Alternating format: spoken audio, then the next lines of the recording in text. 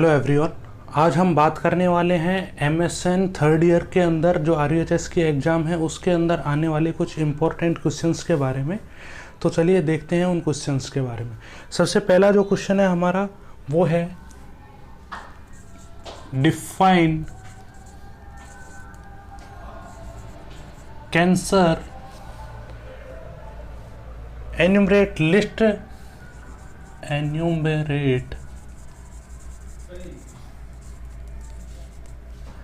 list the warning sign of cancer, the warning sign of cancer and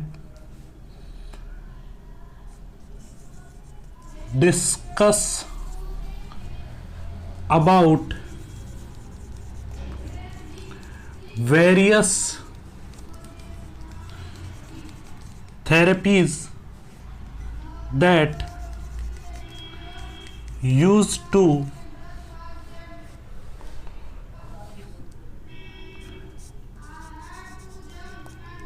treat it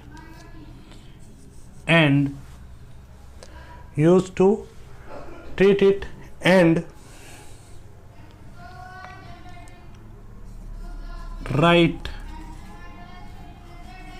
about pre and post operative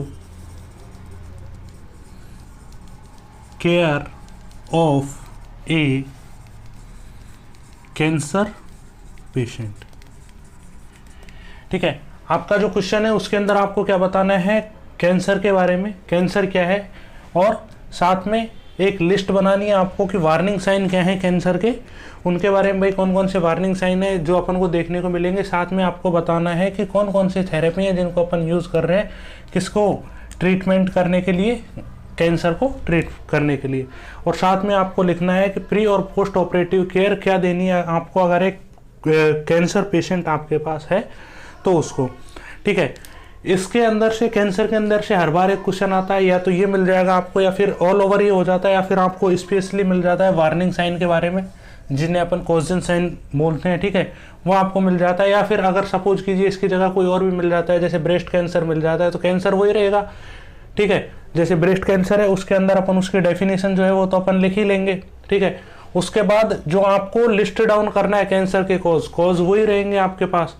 साथ में जो आपको therapies लिखनी है वो सेम रहेंगी। तो ये क्या है, एक अपन बोल सकते हैं एक आइडियल क्वेश्चन हो जाएगा जिसके अंदर अपन पूरे कैंसर को कवर कर सकते हैं। ठीक है, नेक्स्ट जो क्वेश्चन अपने पास बनता है वो है शॉक के बारे में। ठीक है, तो क्या है क्वेश्चन उसके बारे में अपन बात करते हैं। Define shock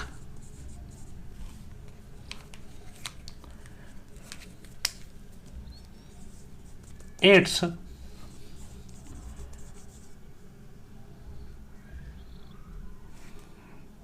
pathophysiology,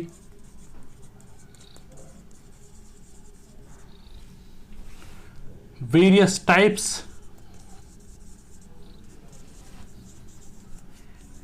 and management. एक क्वेश्चन बनता है आपके शॉक का।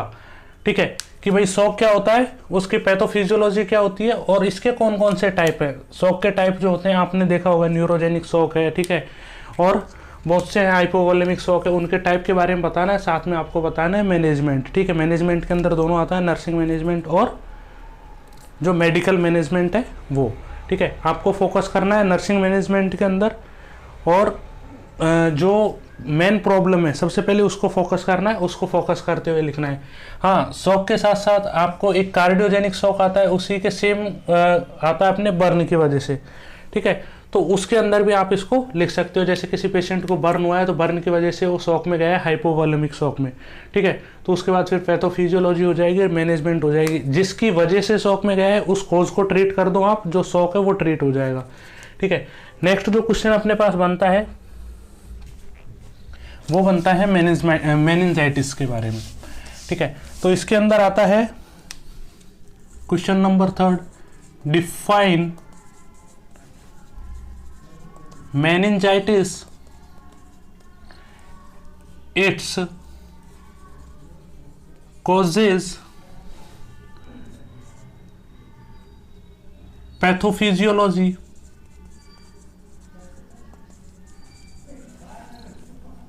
and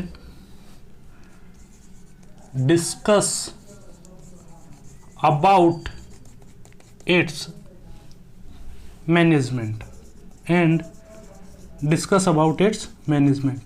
इसके अंदर अपन को क्या करना है, मेनिंजाइटिस क्या होती है उसके बारे में बताना है, क्या क्या उसके कॉज हैं जिसकी वजह से अपन को मेनिंजाइटिस देखने को मिलती है, और साथ में बताना है उसकी पैथोफिजियोलॉजी की, किस तरीके से जो मेनिंजाइटिस है वो एक पेशेंट को होती है।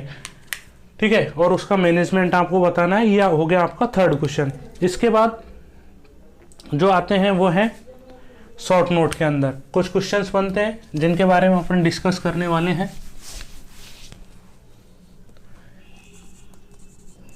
राइट शॉर्ट नोट ऑन, आपको क्या करना है, शॉर्ट नोट लिखना है किसके ऊपर, एक आपके पास इन दोनों में से एक क्वेश्चन मिल जाएगा आपको, कैटरेक्ट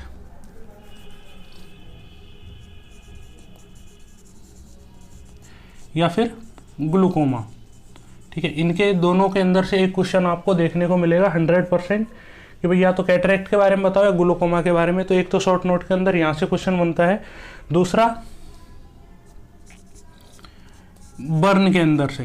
ठीक है, बर्न को पढ़ लीजिएगा उसके बारे में, या फिर इसके अंदर से स्पेशली एक क्वेश्चन जो है वो बन सकता है रूल ऑफ 9। ठीक है, कि जो बर्न है उसको अपन किस तरीके से क्लासिफाई करेंगे। फिर नेक्स्ट क्वेश्चन जो बनेगा वो बनता है एज रिलेटेड बॉडी सिम्टम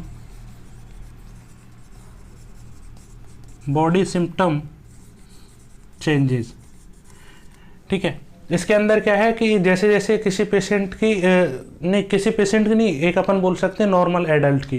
ठीक है, कि एज बढ़ती जा रही है तो एज के अकॉर्डिंग उसकी जो बॉडी है उसके अंदर क्या क्या अपन को चेंजेस देखने को मिल रहे हैं। जैसे आपने देखा होगा कि जो एल्डर पर्सन होते हैं या फिर जैसे ऐसे पर्सन जिनकी एज बहुत ज़्यादा हो गई है, ओल्ड एज के अंदर है, तो उनको क्या है, सुनाई देना कम हो जाता है, धीरे धीरे दिखना कम हो जाता है। तो उस अपन को क्या करना है, जो सिस्टम है उसके अकॉर्डिंग, जैसे डाइजेस्टिव सिस्टम में क्या क्या चेंजेस देखने को मिलेंगे। ठीक है, अगर विजन है तो उससे रिलेटेड क्या क्या चेंजेस देखने को मिलेंगे। ठीक है, वो सब अपन को क्या करना है, यहाँ पे लिखना है कि एज से रिलेटेड कौन कौन से बॉडी सिम्टम है जो अपन को यहाँ पे चेंज होते हुए देखेंगे। एक क्वेश्चन बन सकता है PID से। ठीक है, पेल्विक इन्फ्लामेटरी डिजीज।